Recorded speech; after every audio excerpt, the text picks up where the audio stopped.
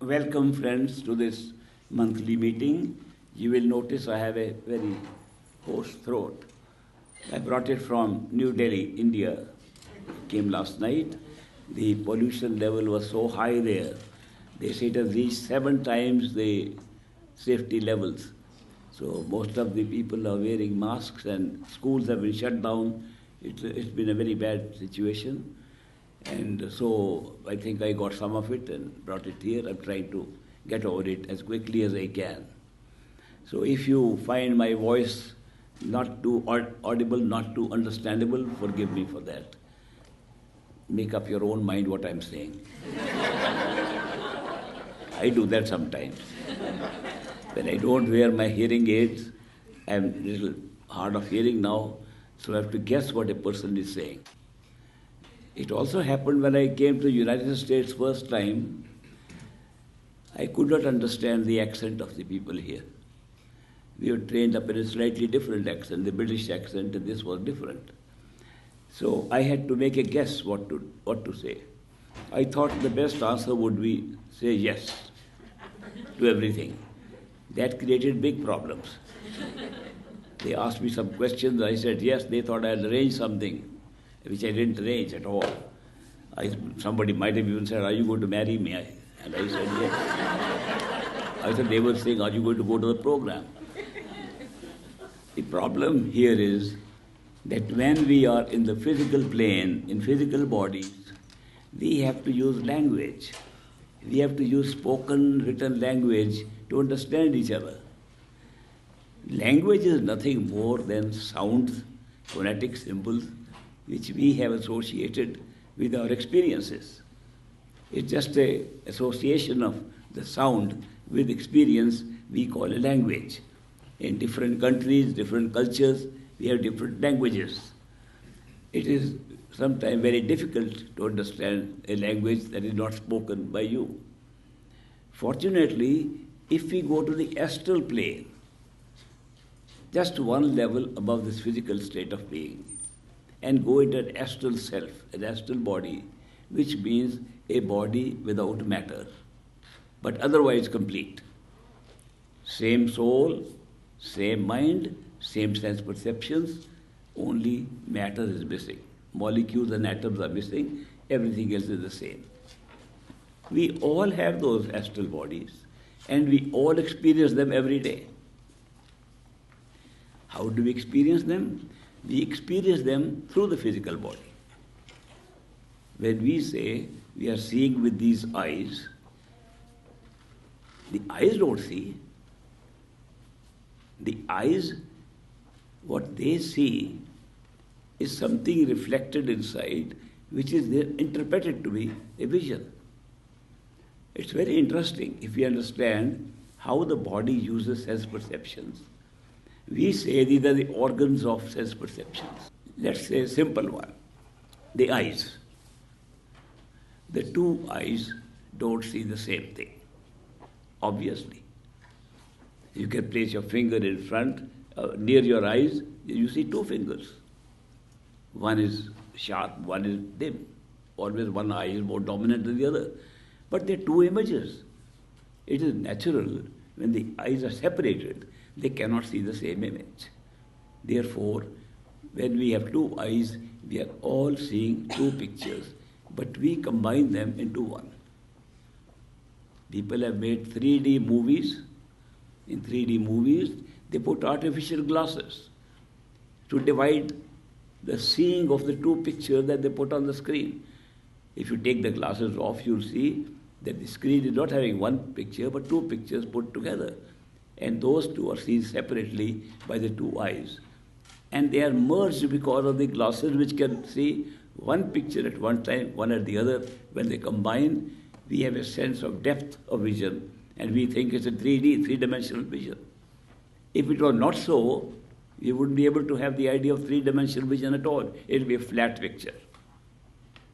Now, supposing I were to tell you that this world is a flat picture, but we are using two eyes, they are seeing two different things. But they combine without glasses. Where do they combine? if you carefully go into it, they combine inside the head, not outside. Because we are seeing behind the eyes, we are seeing in the eyes, we are not seeing outside anywhere. So therefore, the picture that is coming is actually not being seen by the eyes at all.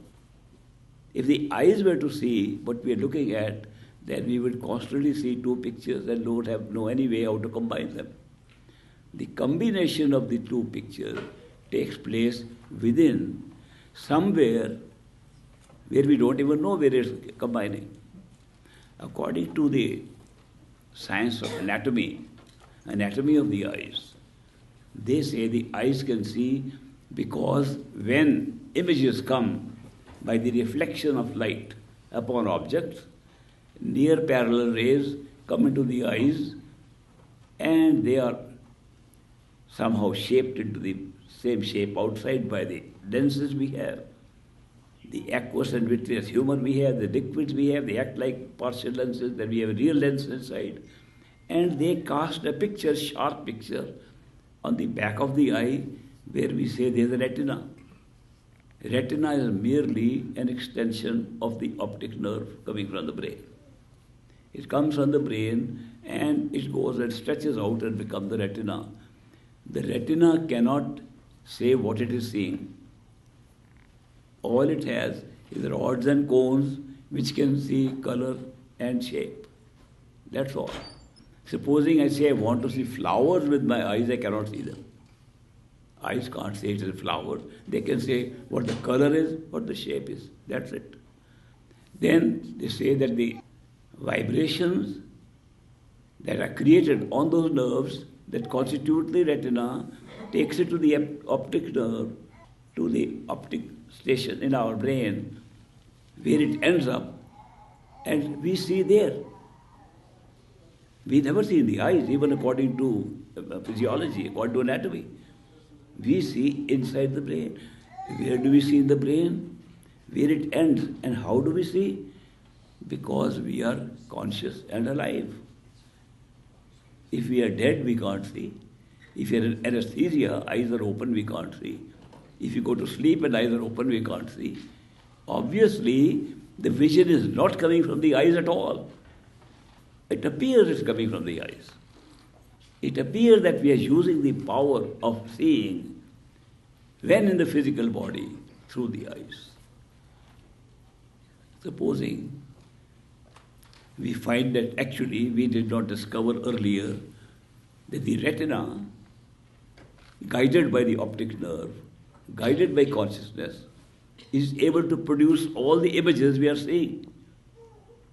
If the retina can produce those images with the help of the optic nerve and the brain and consciousness or life, we would see the world exactly as we see now. There may be nothing outside, and we still see the same way. So that is why it's very difficult to say what is seeing. But a further problem comes up that we can imagine something and see it also with our eyes closed. How can imagination see something? Vision is, if vision were confined to the eyes, we could not see by our imagining something. We can close our eyes, imagine something, we see it. Which eyes are seeing through imagination? Are the same eyes? Not at all. Where are those eyes? Where are the eyes that we use when we imagine something? Have we ever thought of it? If we close our eyes and say, I can see things, where are you seeing from? Not from these two eyes. You are seeing from inside the head of these eyes. Same place where the other system is set up in the brain. So the consciousness that ultimately picks up the vision may be responsible for the whole experience. Is that possible?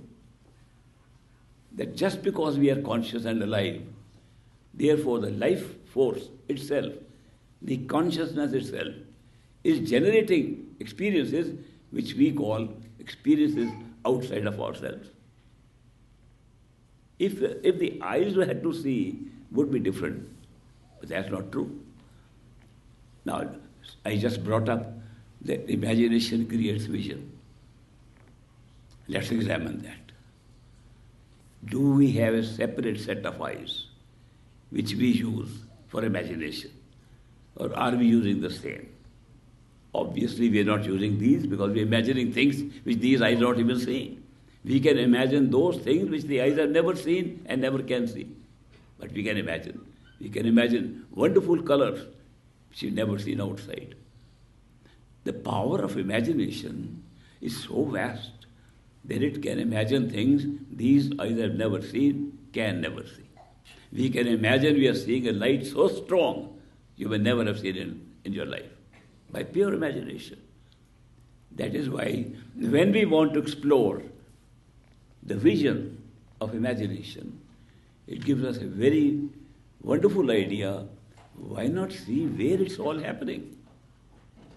Or let's combine it with the second sense perception. The second sense perception, the second most important sense perception which connects us with this world is listening with the ears, hearing. We hear with his ears, 2 ears, not one. If we didn't have 2 ears, we would never know from which direction a sound is coming. It would be directionless completely. By having 2 ears, we determine direction. Therefore, we associate the direction with the space we are creating with the eyes, direction with the ear. The whole world becomes real.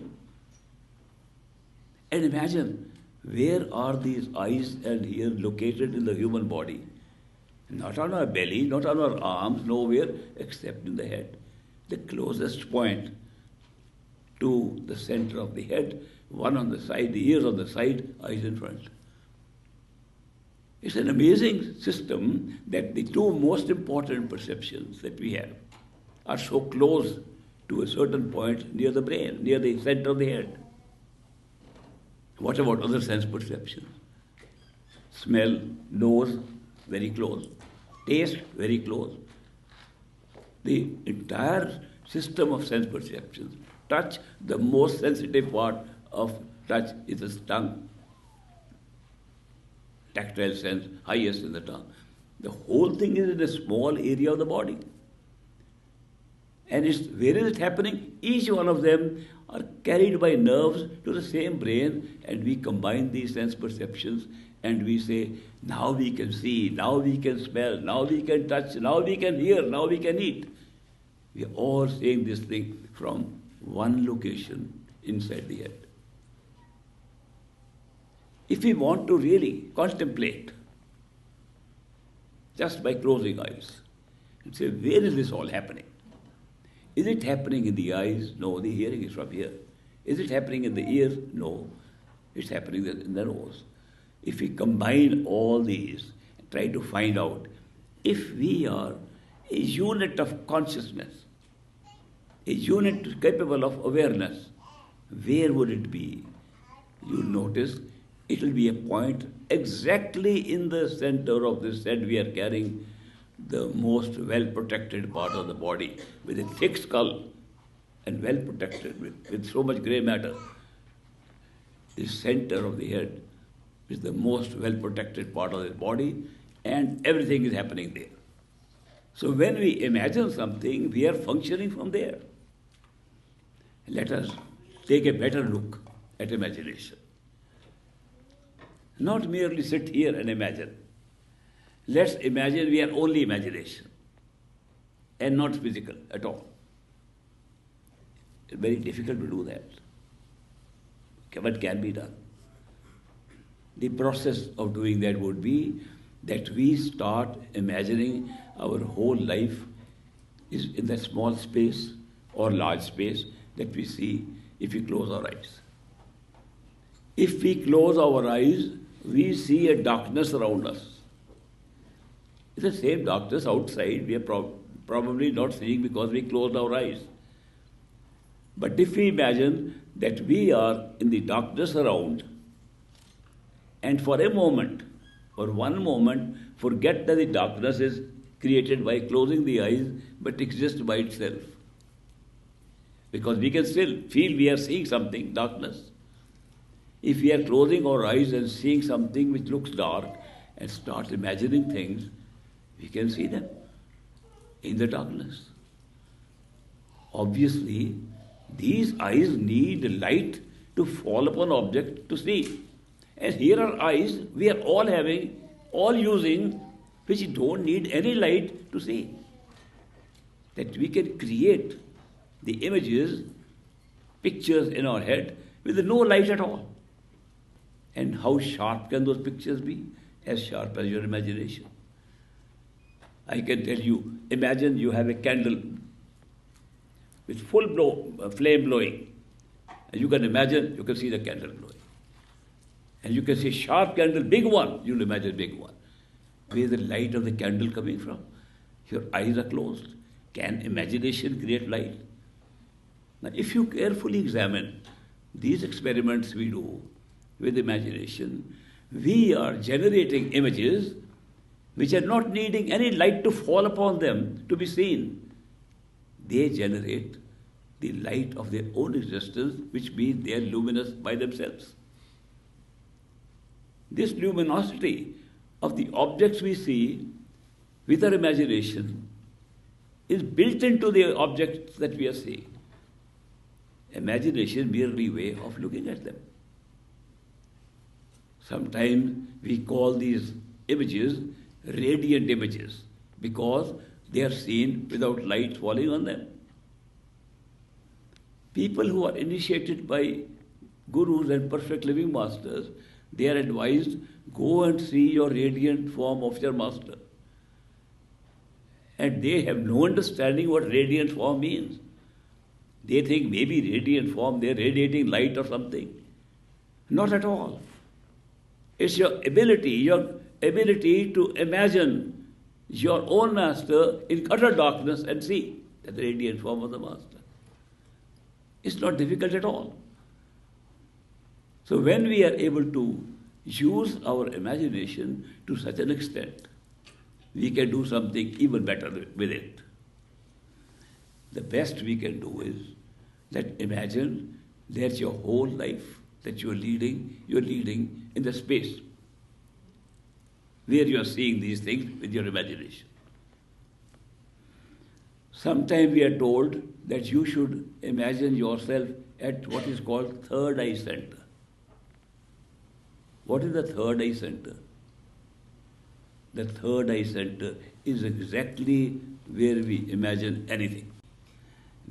The third eye center is where we're looking at the world with two eyes and combining the two eyes. The third eye center is where we are hearing with two ears and combining the direction, that third eye center. Third eye center is not something to search for. You are at the third eye center when you are awake. You cannot be anywhere else. You cannot have any sense perception if you're not at third eye center. I feel very strange people telling me we are searching for third eye center. I say you are searching for where you are. Somebody sent me a nice, beautiful song sung in a dialect used in Multan in Pakistan. And the words were, Ith nahi, te kith nahi. If you are not here, you are nowhere. The whole truth lies in what you experience as here. When you see with eyes closed, wherever you are, that's here, that's where the third eye center is. You don't have to search for third eye center, you have to search what you can do there. If we can close our eyes, we cut off our sense of the reality being only outside. That's the only purpose. Meditation does not mean that you have to search for something inside, you have to be where you have to discover your own self. And the first part of discovering yourself is to discover from where do you operate these sense perceptions which have given you an awareness of this world. Now people sometimes think we have to first search for a third eye center. Then, because the center lies behind these eyes, between these ears, on this physical body, we are constantly trying to look for that spot somewhere inside, constantly conscious of these eyes, constantly conscious of these ears, and we go nowhere except what we are searching for. completely wasted time. If we keep on thinking of these eyes and the ear, how will you go anywhere else? You will continue to maintain the reality of this physical body and the world around it. You can try this for 100 years, you will not succeed. My own friends have been sitting like this, trying to sit in the third eye center, searching for them, trying to place a little picture of theirs in a small head, never finding anything. They spent half their life trying to do this. Maybe nobody told them that the third eye center we're looking for is not a physical center at all. It's a location where you're experiencing yourself, where you can imaginatively do everything the sense perceptions are doing. If you continue to think of your physical head in trying to meditate, you'll continue to be in the physical body, no matter how hard you try. Because you're constantly putting your attention on the physical ears and physical head, physical eyes. So what is the best way to get over it? Best way is try to forget you have a body. Try to forget you have a head. It's only in the beginning. To start, you feel by closing your eyes, you're behind the eyes, the whole space around it is available to you to do what you like. This eyes open creates a space outside, eyes closed, space creates the same space in the darkness inside where your imagination works. Therefore, if you start living there, meditating means putting attention there. How do you put attention? People think best way is try to repeat some words. It's sometimes useful. But when you repeat words, you have been used to repeating words with the tongue of this body, and the tongue starts moving, and you are in the body. Repeating word with the body, trying to repeat with the mind. Mind is too clever for that. Mind quickly takes you out to other thoughts. People have come to me, my friends have come to me. Mind is very terrible. Our mind is not letting us meditate. Mind is not letting us naturally. You are allowing the mind to think of other things by concentrating something on a pure physical part of your body. What then would be the solution? Solution would be you think your life is there.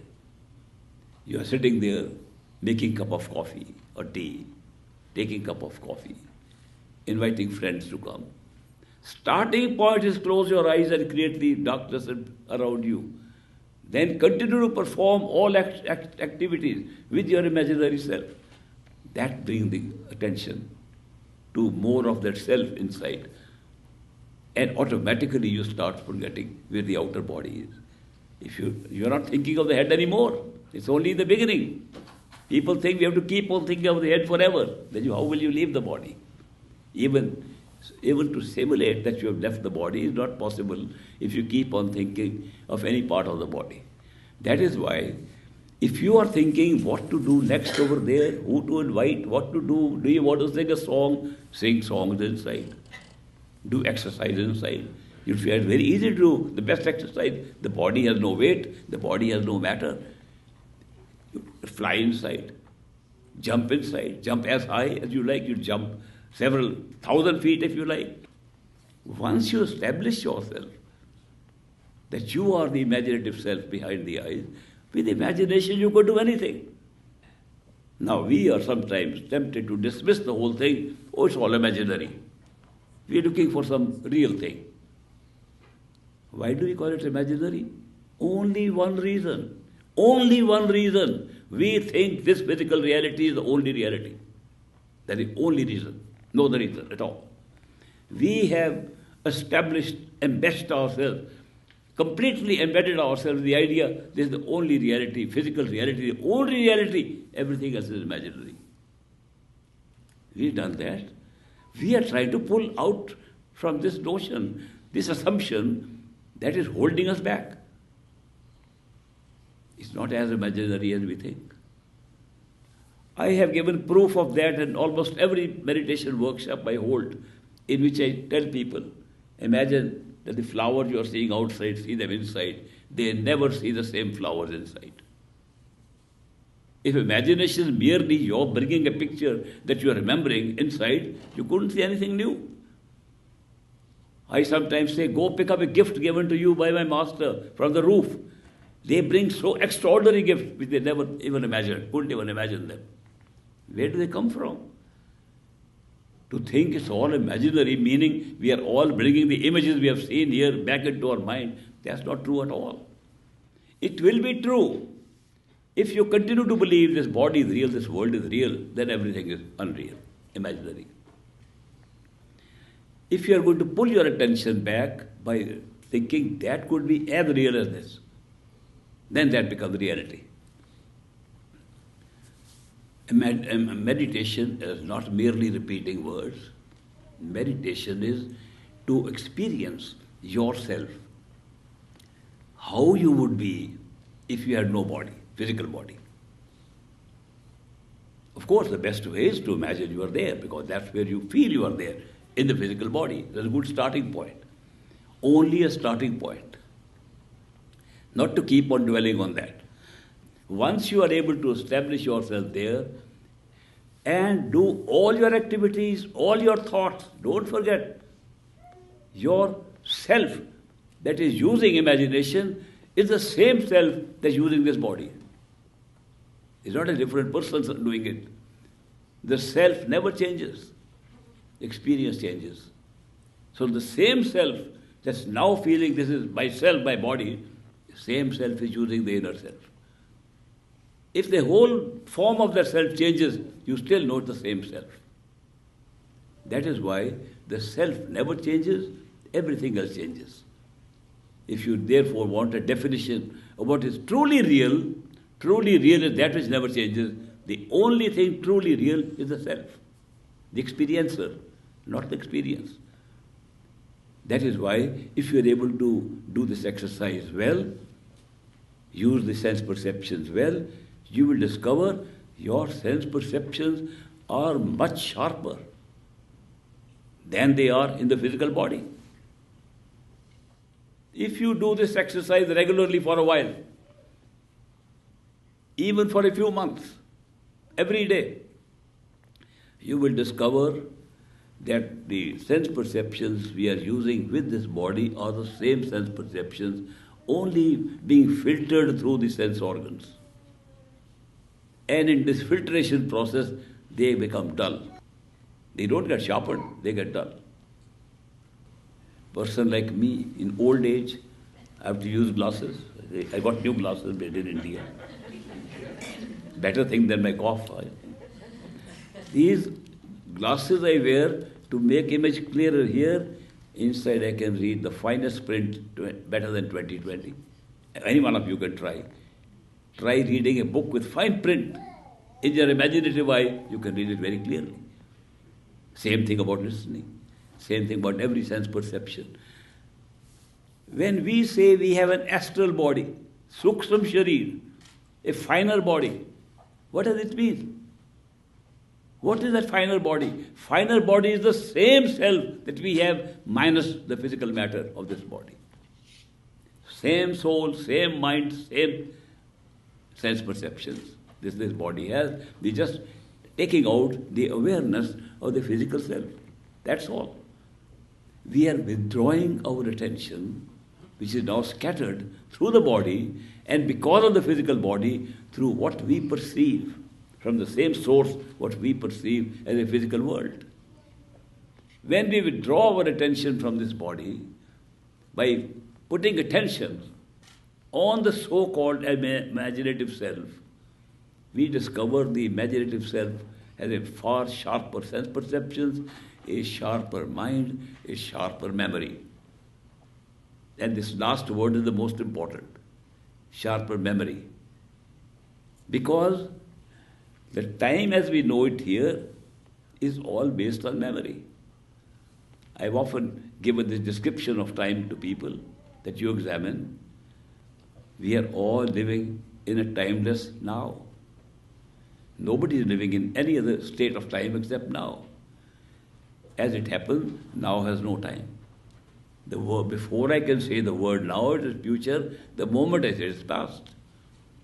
What we call present or now is merely a meeting point of something that hasn't happened and that which has happened.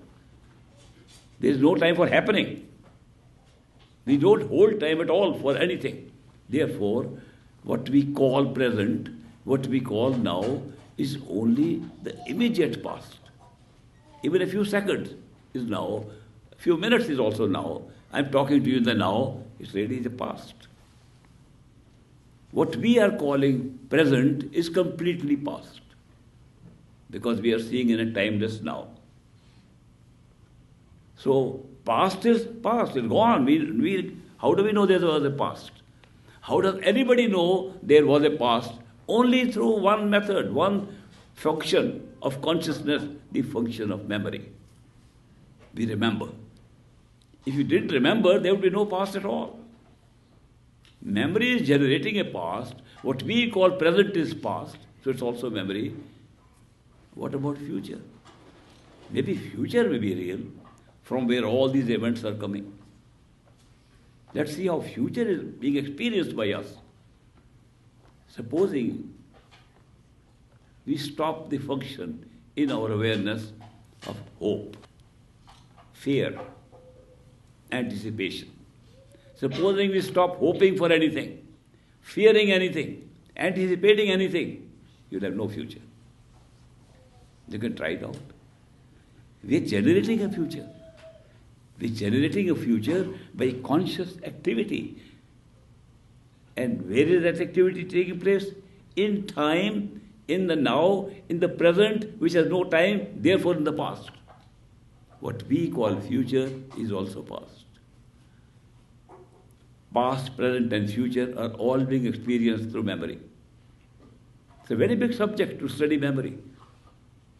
The real truth of memory can only be found if you go deeper inside yourself by meditating with your inner imaginative self. Inside that, you discover where memory is created.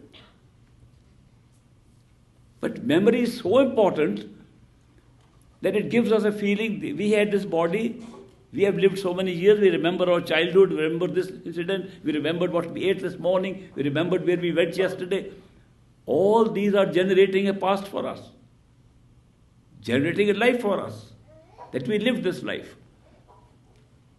But every memory we are using while sitting in the body is related to the body. We are not thinking of any memory otherwise than the body. What did the body do? That's what we think, what we did. What happens if you are able to start living a few hours a day in your imaginative self, in the astral self, in the sensory self with the same mind, same soul, same life, same consciousness, start living there. You start remembering what happened to that self, not the physical body. That will be some of the strangest experiences you will have. You not only start remembering what happened a few years ago, you remember what happened 100 years ago, 200 years ago, 500 years ago. It won't be somebody else telling you that. Your own memory will recall. Very big discovery that you can get through meditation, by meditating upon the inner sensory self. When you discover that, you discover that the memory you are having on the inner self is much longer and stretches way beyond the birth of this body in this physical plane here. That is why you discover that sense which you started off believing, you are just imagining it. It was there before this body was born. And it is only using this body temporarily to become physical. The longer you have that experience, the more satisfying it is that you discovered something that lies inside this body, giving it life, giving it perception, giving it thinking, giving it everything that we are doing with this physical body is just because of the placement of that astral self inside this body. That is why if you discover that body was there before this body was born, where was it? What was happening to it? You remember some very strange details of bodies that you had which were not this body. In other words, you would be able to remember other forms of life that you had. The deeper you go into that meditation, the more you discover about your own self, that inner self is sustained and does not die. When your other bodies in the past died, that inner self did not die. It's still there now in this body. When you discover that, you discover this body is nothing but a temporary clothing, temporary garment we are wearing for a short time. Our inner self is the real self. I've seen some very enlightened, realized masters, and they said, this body is not our self. Our soul is inside, that's the real self. They are calling the astral body their soul. When people die, their soul has gone here and now gone to another body. Soul never travels. We have no idea about soul at all. We have no concept whatsoever, and I sometimes feel we cannot have that concept of a soul at all. Soul never moves. Bodies move. This is just one body, physical body. The method I am telling of imagining yourself at the point where you're looking at the world now, close your eyes, be there in the whole space there. Do everything there. When you do that, you discover only one other body. Sense perception is not your reality. Sense perception don't work if there's no mind in it. What is mind? If you look at the mind, what is our mind? It's a thinking machine. Basically, it's a thinking machine. It's been started, it'll go on. In this body, we have a heart that keeps pumping blood, go on. In the inner self, you have a machine called the mind. It keeps on thinking, go on. Never stops thinking. If we stop thinking, we'll all be dead.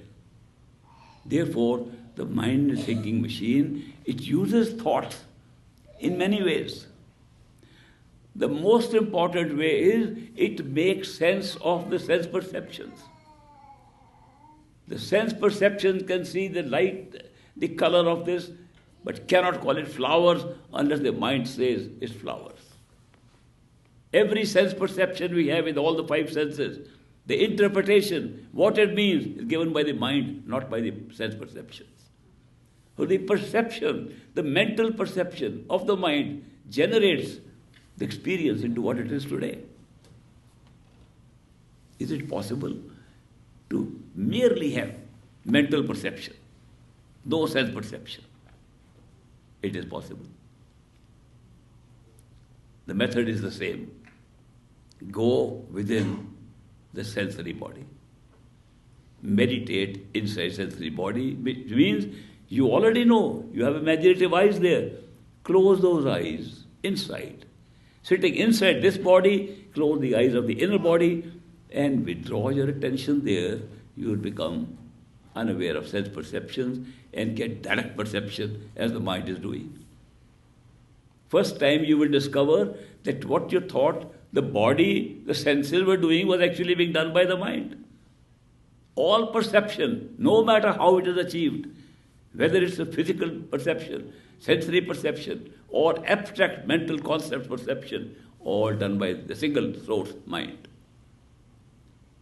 And then so many enlightened people have therefore described the mind as the real source of all our life, which it is, as we can see it here. Therefore, they called it our true home. Discovery of the mind, we have discovered ourselves. Not true. Not true at all. Mind is a machine, not life. You have to have life to make the mind alive. So life is being given by something else which lies beyond the mind. And that is what we call soul. Soul is life. Soul is what makes the mind alive. Soul is what makes the senses alive. Soul is what making this body alive. Soul is what dream bodies alive. Soul makes every kind of experience alive. To discover the soul, no amount of meditation can take you there. All meditation, no matter what form of meditation it is done with the mind. All meditation of every kind requires some kind of an effort and the presence of I. I am going to meditate. I will meditate. I'll meditate more. I will do more. The I is very important in meditation, and I is an obstruction to going anything beyond the mind. The ego is a very big obstacle to going beyond the mind. That is why that's the limit of meditation. The limit of thinking, the limit of rationalization, limit of logic, limit of all mental activity is the mind itself. Nobody has gone beyond that with the mind. But we can go beyond. That's what I learned from my master, great master, Baba Sawan Singh. He said, nothing can push you beyond the mind, but something can pull you. The difference between pushing and pulling. Meditation is to push yourself. And pull is somebody else is pulling you. But we don't want somebody else to pull us. We don't want somebody else at all. We want ourselves, our true self to pull us. Wherever it is. We want our soul to pull us. A soul that is lying inside the head, we want the soul to pull us. How can we arrange that our soul inside ourselves should pull us? We made a good arrangement, I can tell you. You can check it out, but I'll tell you the arrangement we made for this pull to be arranged by our own self to pull us. Our true home, to which we are trying to be pulled, what does it consist of? Maybe souls, maybe many souls, maybe one soul. Is it possible that if there is no time, no space, which we are using for experience here, if there was no time, no space, and we are still there, first of all, we'll be immortal. They say soul is immortal. Simple reason, there is no time, no space. You have to be immortal if you're still there. So if we are there in a timeless state, and we discover we are only one, just one source of life.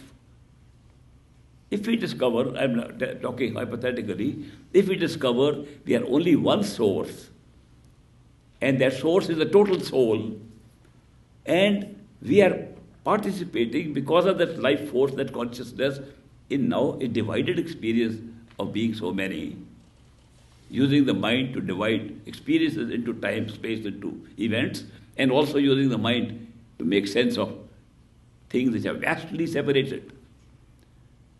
If we find this one source, then we have a way to arrange the one source to be appearing in so many at the same time. If this is the true thing, if this is the truth, that our ultimate self is only one, and we keep on reading about it in the scriptures, that the reality is only one. Our true home, in the true home we are only one, no division. If this is true, there is no division, then each one of us are also part of the same one. But we don't know it, we don't feel like this. Why don't we feel? Because we are not there. We have covered ourselves with these bodies and separated ourselves for every possible experience. Then is it possible that one of us could be aware of that oneness? And if that one of us, any one of us, was aware of that oneness and knows that we, the seekers, to be pulled by our own self, and that being is the same, and we get pulled by that one of us here, we are really being pulled by our own self. When we say that we can go beyond the mind with the help of a perfect living master, who is a perfect living master? A perfect living master is nobody except one of us. Only difference, he is aware of that oneness. Operates from that oneness. Operates from where he knows there is no difference between ourselves and that being who appear different right here. Therefore, the arrangement we have made to go back to our true home is that when we are tired of the experiences we have generated by wearing all these garments, when we say we have had enough of it, we want to go back to a true state, we develop one of us to be appearing in our life who still operates with awareness of the total. And when we are pulled here by that one, actually we are being pulled inside by our own self. If there is a difference between that being and ourselves at the top, then we are not being pulled inside, we are being pulled outside.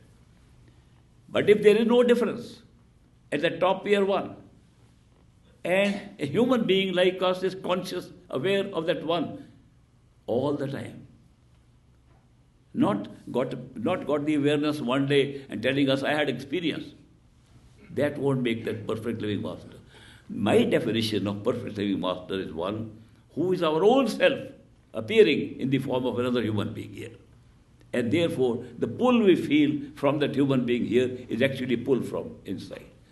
Not only that, if that human being says, come to me, come to that place, I will give you something, I'm not talking of that person at all. But if he says, go inside, I am also inside you, I can believe that might be a perfect living master. A perfect living master says, go within yourself. But I tell him, I told this man, but I love you outside. He says, go inside, you will really find me better than you see outside. When we do this experimentation of withdrawing attention, even to the first level, we can see him inside. And we see him in the utter darkness, so we call him a radiant form of the same person. When we go further into the mental state, we find him there also. When we go to the spiritual stage, we find he's also a soul like us. When we go to the top, he was ourselves. What a beautiful arrangement. Tell me a better way of generating a system in this creation, several levels of this creation, and what a great system to set up to go back home when we are ready for it. That's precisely what has happened. And how do we know when the time is right for us to go? The time is right when we are seeking inside. A seeking comes inside, which is saying, I have had enough. This doesn't appear to be my life. This doesn't appear to be my world. This is a temporary stay here. When these feelings come and we want to seek, how can I find something better about my own self? What is the truth of who am I? When these questions start coming up, the seeking is for something inside. It's not a search. Difference between searching and seeking. Searching is something outside with the mind. Seeking is inside with what we later discover is the soul. There are two major functions going on in our conscious self. Apart from seeing what we can see, we are also speaking and listening. We speak with the tongue, but when we are thinking, we speak with the mind. The mind speaks, the tongue speaks. Does the mind hear? No. Who hears then? When we say I'm hearing something, is the speaking mind thinking? Mind is always speaking, always thinking. Then who hears? If you go inside, you discover the hearing part is being done by the soul at all times. The mind is a speaker, the soul is a listener, which puts a high premium on the power of listening. Such a high premium is placed on the power of listening because the soul, much more of our real self than the mind, which is merely cover upon it and a machine to use. When we can listen, we are using the soul. Therefore, listening should be a very great method of meditation. Much more important than speaking. Masters give us mantras to repeat. They say don't repeat with the tongue. That's not similar, that is not a repetition. Kabir says, Mala to kar mein phire, jeev phire mukmai, manva to chaudesh phire, yeh to similar nahi. If your beads are moving in your hand, the tongue is repeating the word, mind is running all over the world, don't call it simran at all. That's not repetition that is useful in meditation. The mind must repeat. If the mind repeats, is it good enough? Not really. If the mind repeats and you don't listen to what it's repeating, it's no use. Listening is the secret there also. If a particular guru, master has given us some words to repeat, the usefulness of the repetition in meditation is if you listen to them. This is such a beautiful thing. The power of listening is so useful that if you put your attention really on who you are, just where am I? Who am I? Where am I really? Where the self operating from? Where the self thinking from? Where the self feeling it is there? Where the self talking from? If the desire to find the self is very strong, and you try to listen to yourself, do you know the self can be heard even without speaking any words? That was one of the biggest discoveries, that you can hear the self as a sound, audible. Like we hear these sounds, we can hear the self in the physical plane, in the physical body. The sound of the self comes from the self. But we don't discover that it's coming from the self. It takes quite a while to know where it's coming from. In the beginning, if we try to say, let me hear the sound closest to where I believe I am. Wherever you feel you are, is there any sound around there? The more you will withdraw your attention to yourself, the clearly sound will start coming, and a peal of a big bell sound comes directly from the self. It can be heard inside. That sound which can be heard inside is coming from the self, but looks like sound. Doesn't look like self. Doesn't look like consciousness. It looks like a sound. Just a sound like we hear outside. Just one of the perceptions.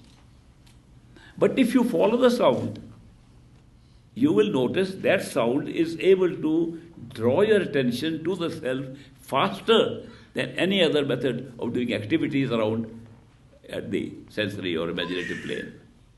Now, if you are pulled by a sound inside, you can be unaware of the body faster than any other means. That's my experience. I can tell you many other people have experienced the same thing. But it must not be sounds coming from the sides and other bodily sounds, physical sounds, some sounds created by nervous systems inside. Lots of sounds can be heard when you're trying to concentrate attention. Your even heartbeat can be heard, breathing can be heard. You have to ignore those sounds for a while till the sound comes right from the center, behind the eyes, between the ears, at the third eye center. Same spot where you are. When you feel a surround sound all around you, that sound pulls your attention very fast. And you can then meditate with the sound. The sound changes. What is the nature of sound? If I were to describe the nature of sound, it has been described in some scriptures. The sound that you are hearing by my talk is also sound of language. We call it Varanatmak Shabd. Shabd means sound, Varanatmak means which can be Varnan, which can be spoken or written. This is spoken or written sound. But if we go within and only hear the sound of the bell or musical sounds, that's not a language. It's powerful, so we change the terminology and say from Varanatmak Shabd, we've gone to Dhun, which means the melody. Dhunatmak Shabd. What happens if we pull our attention further to the mental point at all, altogether, to the mind, level of the mind, what we call the causal plane, because it causes all experiences to happen from there. Karan Sharir, causal plane, when we go there, the sound turns into a sound that has been heard forever. Your experience is, we have been hearing the sound all the time. How did we not listen? Because we put on very strong bodies of senses and physical matter on ourselves. That sound we are hearing all the time, they change the title of the sound from Dhunatmak, they call it Anhad Shabd. with no beginnings. And that's the experience. It's not merely a definition. It's an experience we have, an endless sound going on all the time. And we were always having it. But only when we are in that state, we discover it. Then what happens? That's the end of sound, as we know the word sound. Yet we know it's coming from the self. Self is still there. When we are pulled by the love, by the pull of a master, which is pull of our own self, beyond the mind, we have gone into a timeless state, a spaceless state, a state of existence, a state of being aware of something that cannot be described, but still the self. There we discover first time what we thought was sound was our own self, true self, the soul. The sound we hear was merely an expression coming from our own soul. The title of the sound is changed, and we call it Sar Shabd. Sar means real. The real sound means it was real yourself. And when we go to that oneness of our true home, we call it Sat Shabd, the true one. So these names have been given because the sound itself is being generated from the totality of consciousness, from where everything is happening. No wonder that in the scriptures we hear the same thing. In the Bible, John's Gospel starts with these words. In the beginning was the Word, and the Word was with God, and the Word was God. All things were made by Him, and nothing was made that was not made by Him. Talking of the sound. Word, audible thing. How can a word create the whole universe and a word be God? It's only because the God is actually being heard in the physical plane as sound. That's why they say that. In the Rig Veda, our Vedas, the Hindu scriptures say, Nad, the sound, created the universe. In Sri Guru Granth Sahib, the Sikh holy book, it says, Shabde Dharti, Shabde Akash, Shabad Vayab, Shabad Vayab, Shabad Prakash. The Shabad was created by Shabad, and Shabad is everything that's created here. Every one of the scriptures are talking of the nature of something audible that's responsible for creating everything. Obviously, sound cannot create anything. It's just the creator can be heard as sound in the physical body. That's the top secret thing.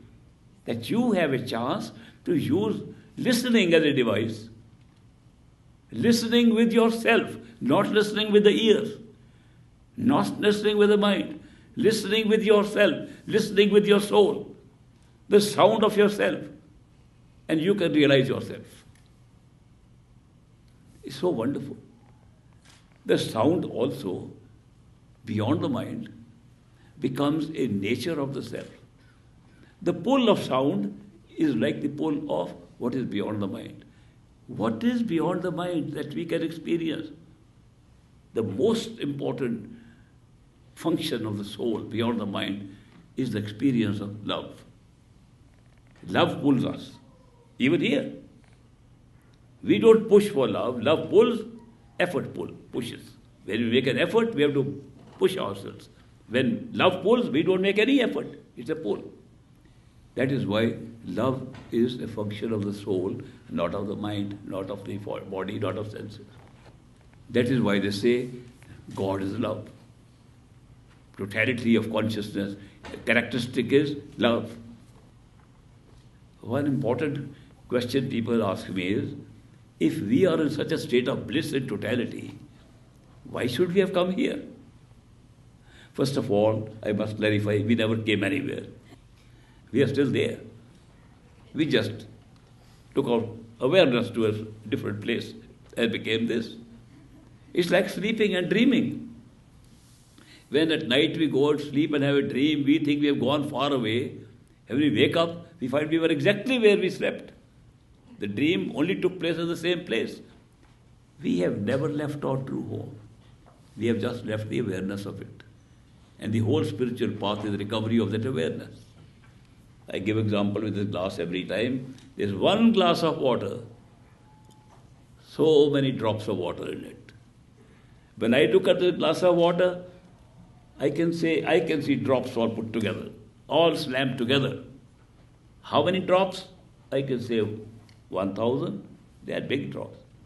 No, now a million, smaller drops. Trillion, still smaller. Still all in the same glass of water. The glass of water didn't change at all, while the drops multiplied into trillion. What made the drops trillion from the same glass of water? Nothing with the water. It's all my awareness that changed it. That's precisely what has happened. Our totality remained the same at all times. Our awareness has been reduced to separation and individualization into so many souls, so many minds, so many bodies. Why was this done? Another question. Why was this done, and why was this world created here with pain and suffering? Hospitals and prisons. Terrible state of living. So many disappointments.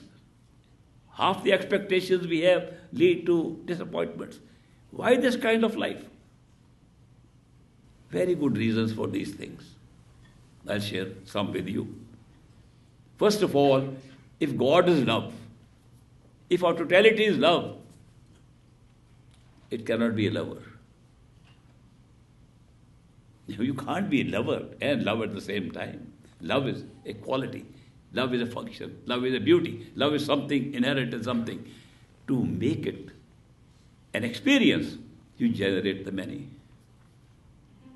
Obviously, many souls became experiences of love. Lover and beloveds, lover and beloveds. You could make them any number. But you have to have numbers. Similarly, appreciation, bliss, joy, beauty, all these are experiences only if there is more than one. We don't have to be more than one. We can just make many drops in the same one. Our souls are nothing but the division for experience of the one. The souls and the totality are the same. But experience generated in our true home with that experience of individuation and totality. Individuation, totality. Not one after the other. There's no time there.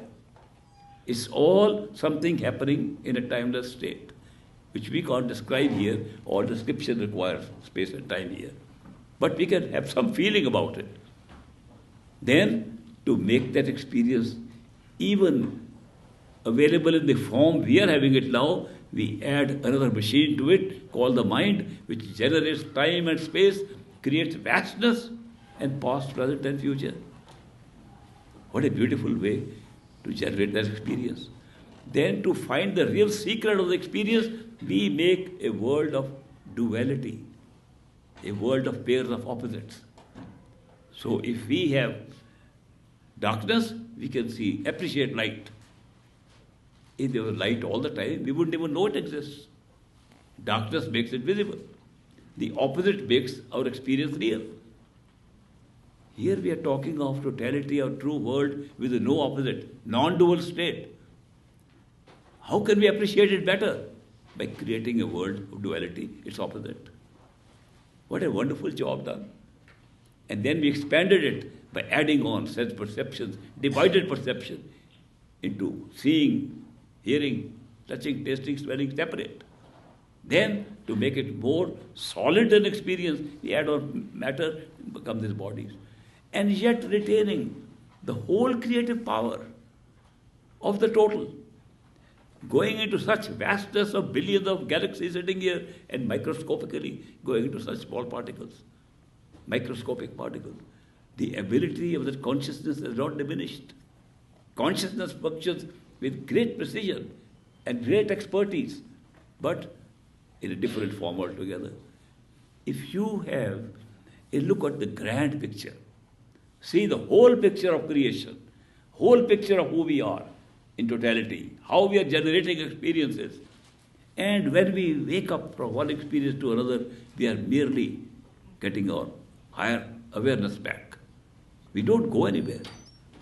We realize when at the end we are all one. Some people tell me, won't it be a terrible state to be one only? We'll miss each other.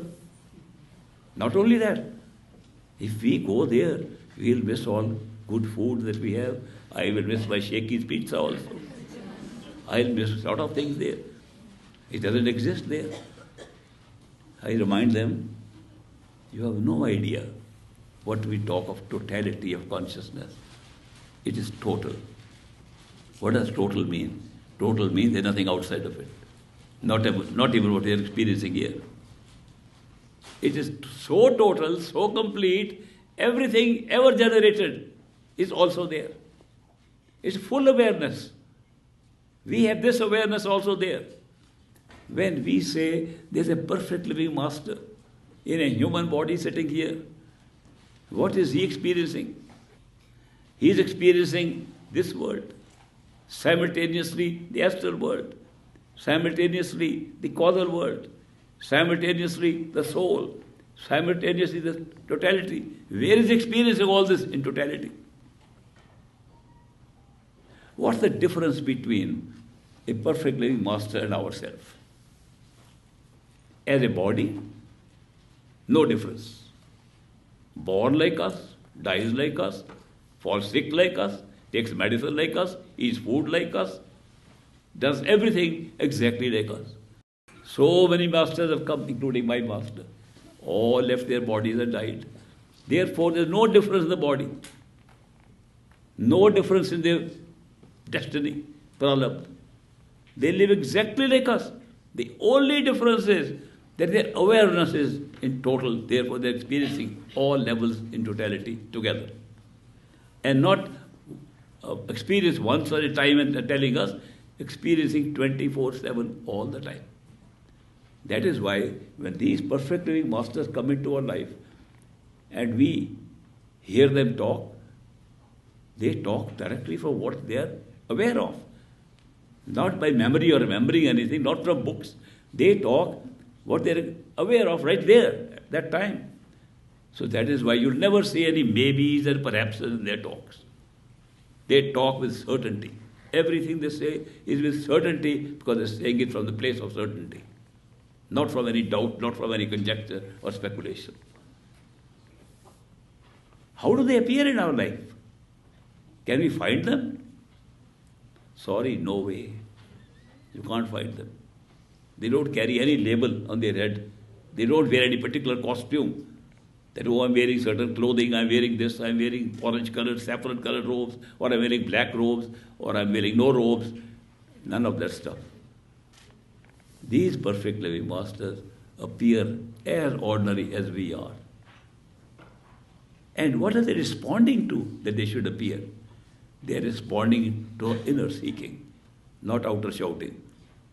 Our inner seeking produces them in our life. How do they know where we are searching for, where we are seeking from, where we are anxious to find them inside? Because they are inside. They are actually our true self, just appearing in this physical form as a separate being. We don't see them inside, therefore they appear outside. If you could see them inside, they need not appear outside. By appearing outside, they don't stay outside, they appear inside forever. They appear in our life when we are ready to go back to our true home. They don't appear to satisfy our desires and wishes. There are many others.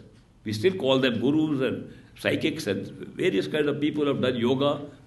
We appear, they have got some extraordinary power they have done to do little small miracles on the street. They can do small things. They can fulfill some of our wishes and desires. Perfect living master don't come for that. They come to take us back to totality, our true home. I am happy to be able to share these things with you. I am sharing them as part of my seva, my service to my master. It's being done under his command, under his orders, strictly according to his teachings. Not one word more, not one word less. And nothing I share with you is based on any books that I've read. It's directly from his teaching and practice of those teachings. I hope some of these hints I'm giving, the tips I'm giving, will be useful in your own spiritual journeys, your own spiritual awareness to your true home. I'll take a leave now and I'll appear about 3:30 again for a short while to see you, and then I'll take leave again. Thank you very much for very patiently listening to me.